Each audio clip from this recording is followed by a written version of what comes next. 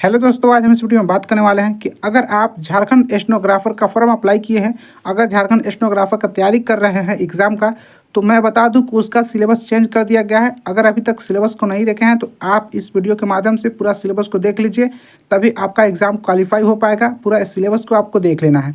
और मैं इस वीडियो में आपको बताने वाला हूँ कि कब इसका एग्ज़ाम होगा, एडमिट कार्ड कब रिलीज किया जाएगा, और आपका एग्ज़ाम जो कि ओमारशीट पे होगा या फिर ऑनलाइन सीबीटी के माध्यम से होगा, ये भी मैं आपको बताने वाला हूँ इस वीडियो में।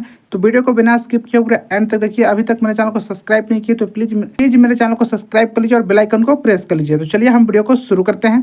तो यहाँ पे देखिए मैं आ चुका हूँ, जो कि यहाँ पे देखिए लिखा हुआ ऊपर में, जो कि परीक्षा का स्वरूप, यानी कि परीक्षा का स्वरूप के बारे में हम सभी चीज़ के बारे में आपको बताने वाले हैं कि किस माध्यम से आपका एग्ज़ाम होगा और आपका क्या क्या पैटर्न रखा जाएगा, जो कि आपके कितने भागों में आपका एग्ज़ाम होगा। सभी चीज़ मैं आपको इस वीडियो में बताने वाला हूँ। एडमिट कार्ड से लेकर आपका कब एग्ज़ाम होगा, सभी चीज़ मैं आपको बताने वाला हूँ।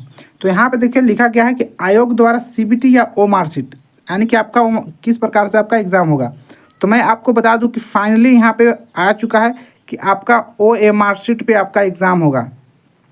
ओएमआर पर आपका एग्ज़ाम ली जाएगी, जो कि परीक्षा एवं विभिन्न समूह में लिया जाता है। अभ्यर्थी को जो कि नॉमिनेशन किया जाएगा और मेगा सूची द्वारा प्राप्त किया जाएगा। तो यहाँ पे देखिए मैं आपको बता दूं कि आपका एग्ज़ाम ओमारशीट द्वारा हो जाएगा।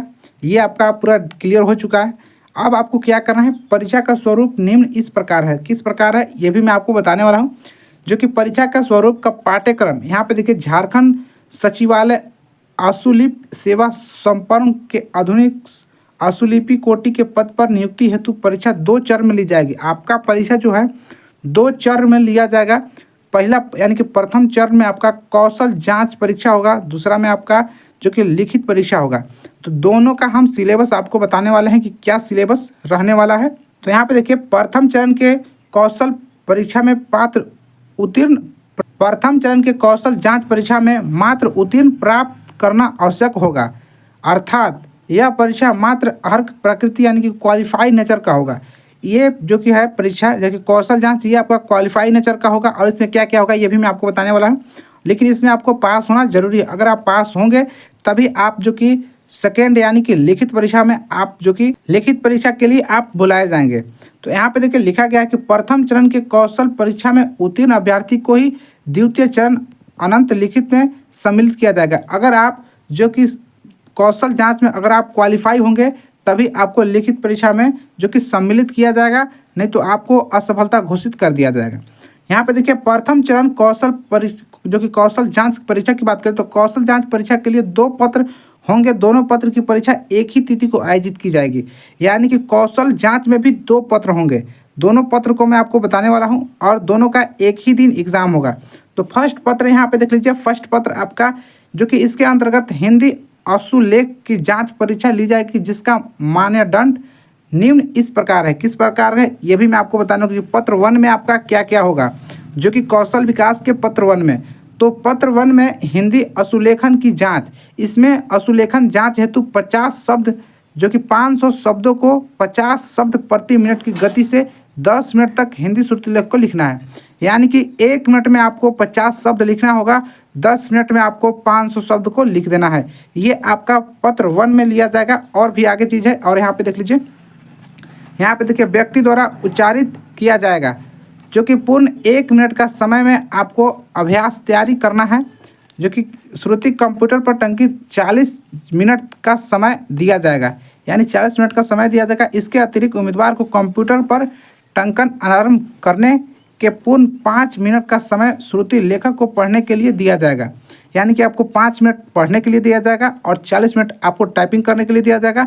और 5 मिनट का समय को आपको जो कि 5 मिनट समय पढ़ने के लिए दिया जाएगा टंकन, और जो कि 5 मिनट आपका शुद्धि जांच करने के लिए दिया जाएगा कि आपने गलत लिखा है या सही लिखा है। यहाँ पे देखिए लिखा गया है 5% से अधिक गलतियाँ नहीं हों। और मैं आपको बता दूँ कि टोटल आपका 50 जो कि 10 मिनट समय में दिया जाएगा, और टोटल गलती आपको 5% से ज़्यादा गलती नहीं होना चाहिए आपका पत्र 1 में। उसके बाद नहीं तो आप आयोग माने जाएंगे। उसके बाद मैं आपको पत्र 2 बताने वाला हूँ, कौशल जांच में पत्र 2। तो इसके अंतर्गत जो कि कंप्यूटर योग्यता एवं चालक परीक्षा ली जाएगी। इसके अंतर्गत तालिकावार आंकड़ा से संबंधित प्रश्न पूछे जाएंगे, अनुरूप कार्य करने होंगे। क्या कार्य करना होगा। तो यहाँ पे देखिए पहला क में दिया गया है जो कि उक्त तालिकावार आंकड़े से एमएस वर्ड पर टंकित करना होगा। ख में यहाँ पे देखिए एमएस एक्सेल पर आंकड़े पर प्रविष्ट एवं औसत जोड़ घटाव इत्यादि से संबंधित गणना करना होगा। ग में दिया गया है कि एमएस एक्सेल पर तैयार आंकड़ों के आधार पर जो कि पाई हो गया चैट तथा बार और चार्ट तैयार करना होगा। एमएस सेल पर तैयार आंकड़ों के आधार पर एमएस पावर पॉइंट यानी पावर पॉइंट प्रोसेसन हेतु साइट तैयार करना होगा, यानी कि आपको घ में साइट को तैयार करना है। उसके बाद अंग यहाँ पे दिया गया है उपयुक्त कंडिका, यानी कि क और घ तक के तैयार सभी दस्तावेज डॉक्यूमेंट का एक फोल्डर तैयार कर इसे दिए गए पते पर यानी कि ईमेल पर भेजना होगा। वहाँ पे आपको जो कि साइट को आपको जो यहाँ पे मैंने आपको बताया कि क्या क्या साइट को आपको करना है, उस साइट को आपको बनाने के बाद डॉक्यूमेंट को तैयार करने के बाद जो कि एक ईमेल आईडी वहाँ पे आपको दिया जाएगा, ईमेल आईडी पर आपको भेज देना है। इस परीक्षा की कुल अवधि जो कि 1.5 घंटा यानी 90 मिनट की होगी। प्रत्येक खंड हेतु 25-25 अंक के हिसाब से कुल जो कि पूर्णांक 150 अंक का होगा, जो कि 1.5 घंटा का समय दिया जाएगा। और यहाँ पे आपका जो कि खंड में आपका 25 अंक के हिसाब से कुल अंक 150 का होगा। इसमें उत्तीर्ण होने के लिए न्यूनतम 30% अंक प्राप्त करना होगा, जो कि इसमें अगर आपको क्वालिफाई करना है तो 30% आपको जो कि अंक लाना होगा। उसके बाद यहाँ पे देखिए नोट में लिखा गया है कि कौशल जांच अत्यंत अभ्यर्थी को अशुल्क जांच परीक्षण एवं कंप्यूटर योग्य जो कि योग्यता एवं चालक परीक्षण में अलग अलग उत्तीर्ण होना आवश्यक होगा, यानी अलग अलग उत्तीर्ण होना आवश्यक होगा।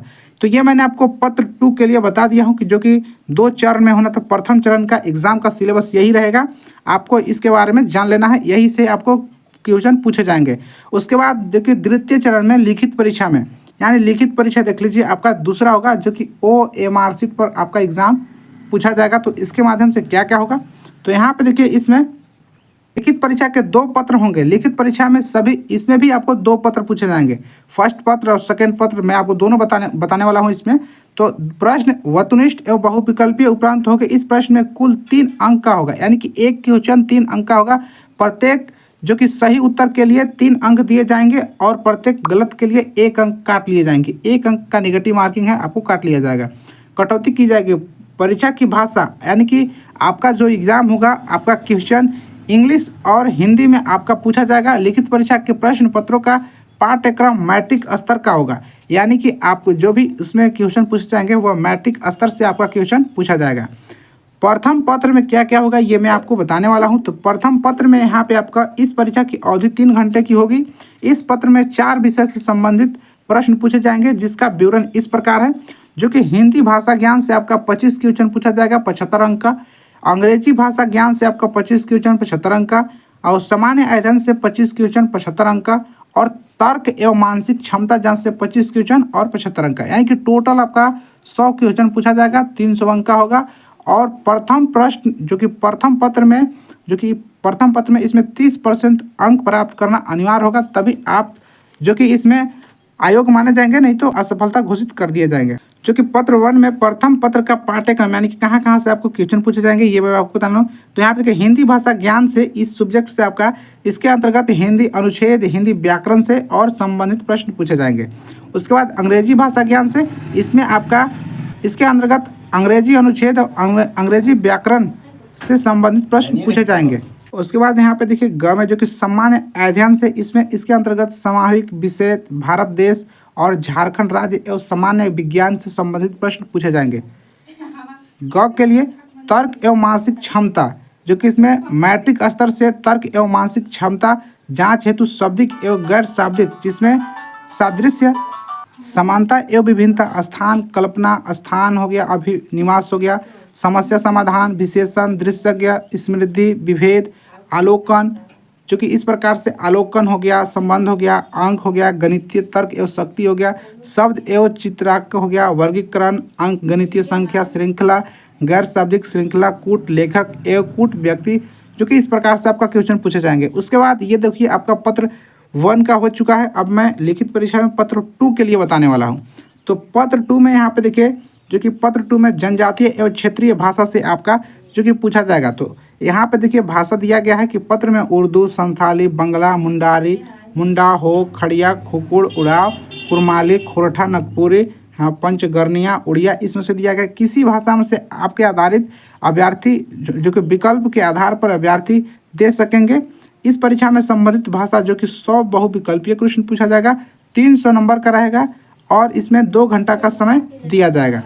जो कि चिन्हित क्षेत्रीय जनजातीय भाषा में 30% अंक प्राप्त करना अनिवार्य होगा। और इसमें जो कि कहाँ कहाँ से क्वेश्चन पूछा जाएगा ये भी मैं आपको बताने वाला हूँ।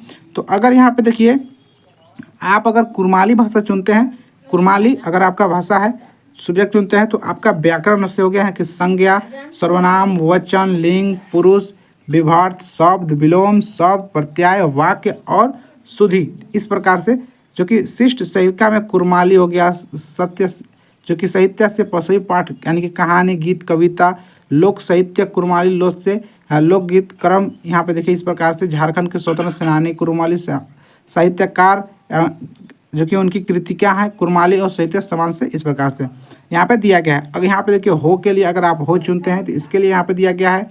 और यहाँ पे देखिए खोरठा के लिए आपको नीचे देखने को मिलेगा, यहाँ पे देखिए जो कि खोरठा का इसी प्रकार से सभी भाषा का यहाँ पे दिया गया है। तो आप जिस भी भाषा को आप सेलेक्ट करेंगे उसके भाषा के बारे में हम यहाँ पे आपको देखने को मिलेगा, आप पूरा सिलेबस देख सकते हैं।